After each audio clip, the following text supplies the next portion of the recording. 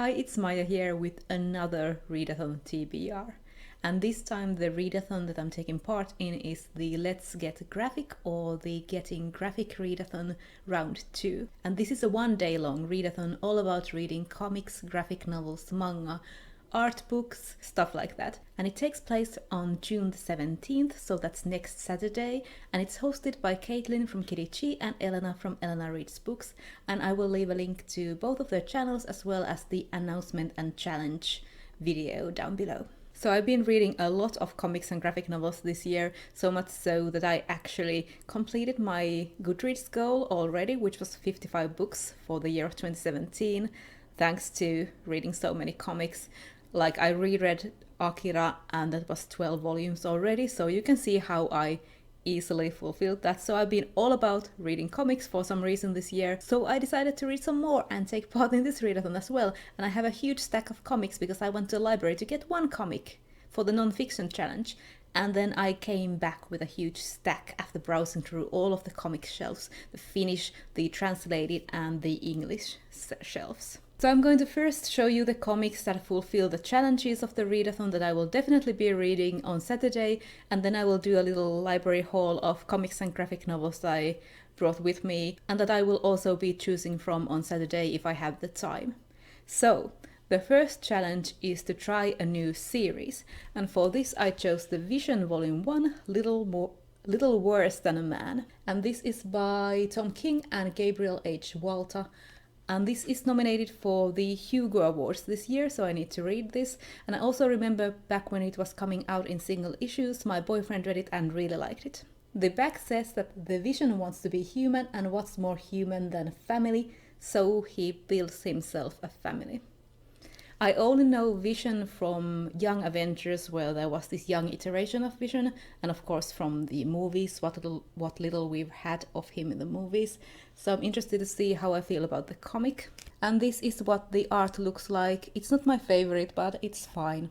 The next challenge was to catch up or finish a series, and for this I have Snot Girl Volume 1, Green Hair Don't Care by Brian Lee O'Malley and Leslie Hung. And I know this is the first volume, but I have read the first 4 single issues previously, but I never completed the storyline. This has the 5 issues, so I have 1 issue left to read, and I will read this whole volume, so I will reread the first 4 and then finish the story. I have to say that I wasn't the biggest fan of this when I read it in single issues, but let's see how I feel when I get the whole arc. So I've liked Brian Lee O'Malley's other stuff, the one that he writes and draws himself, like Scott Pilgrim, Lost at Sea and Seconds. And it's interesting to see his writing and another artist. This is about Lottie Person, who is a glamorous fashion blogger, and about her life. Here's a little look at the art. As you can see, it's pretty bright and colorful. The third challenge, and the reason why I ended up with a huge stack of comics, is to read a non-fiction graphic novel or comic, and I have An Age of License, a travelogue by Lucy Nicely. And this is the one that I went to get from the library, only this one, and then I came back with a lot of other comics. But this is about Lucy Nicely's 2011 European book tour, and it's a journal, a travelogue. And I've seen Lucy Nicely's works around Booktube. I don't remember seeing this specific one, but perhaps I have. And I first learned about her from Misty from the Book Rat. I'll link her channel also. I'm interested to see what I think. I've never read anything from her. I think she writes a lot of memoirs, but also some fictional comics as well. This one has both colored illustrations and black and white comics in it. So the fourth challenge was to try a new genre or format of graphic novels, and for this I bought my first comic from Comixology. So Comixology is an app and a website where you can buy digital comics, and I've had the app on my tablet for a while now, but I have never bought anything from it. I think I have read like 1 freebie comic from it, a short issue, but I bought the first volume of Giant Days, which I've seen around Booktube. This is by Alison Treyman and Kogar, and I think this is about a group of friends in college. So it's a contemporary comic, so that's not my usual genre. Like, you know, I usually read fantasy and some science fiction and horror, But I have to say that when I do read contemporary, I most often read contemporary comics, so it's not really a new genre for me.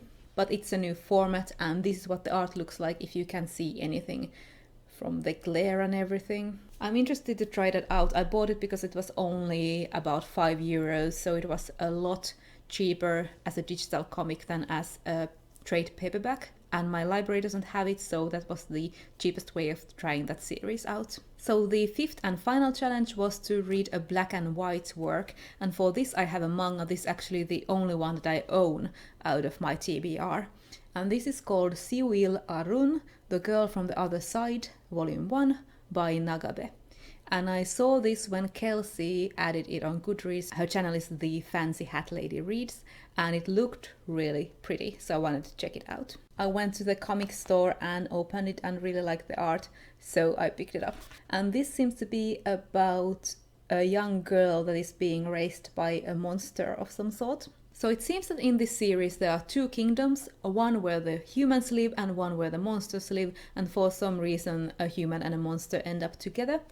And I hope this is as good as it looks. So that was my TBR for the Getting Graphic Readathon challenges, and now I'm going to quickly go through the big stack of comics that I also have out from the library that I might be also reading on Saturday. So some first volumes that I picked up. The first of those is Black Panther, A Nation Under Our Feet by Ta-Nehisi Coates and Brian Stelfreeze. And this is also nominated for a Hugo Award, so I want to read it. Then I picked up the first volume of Spider-Gwen, Most Wanted by Jason Latour and Robbie Rodriguez.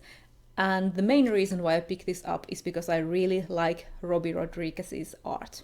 It's sort of funky line work and the colors are great. And the next volume one is a DC comic, surprise!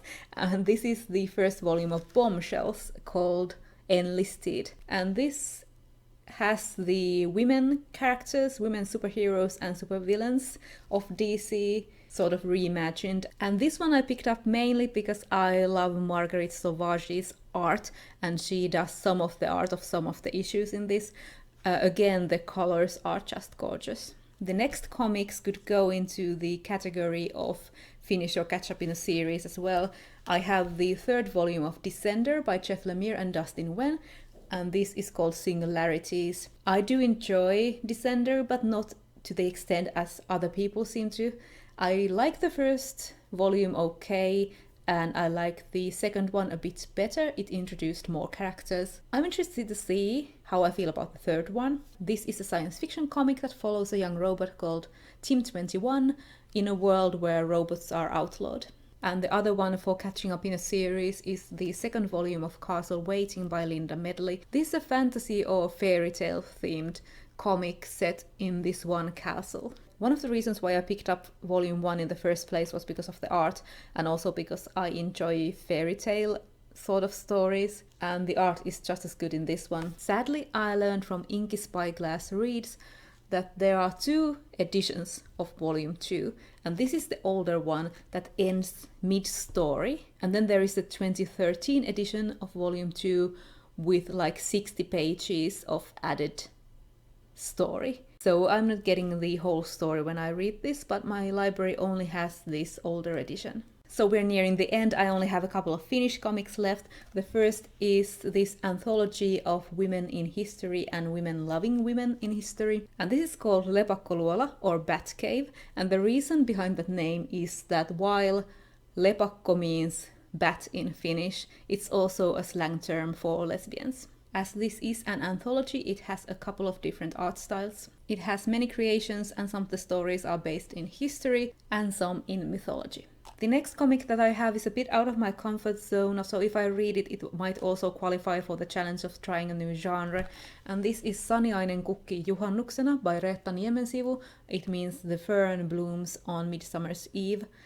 And this is a historical Finnish comic. And it seems to be about the young people celebrating Midsummer's Eve. Reading about historical Finnish stuff is really out of my comfort zone, but I love Reetta Niemensivu. I love her colors and her artwork, so that's why I picked this up. I have read another of her comics that was also set in historical Finland just because I like her art so much.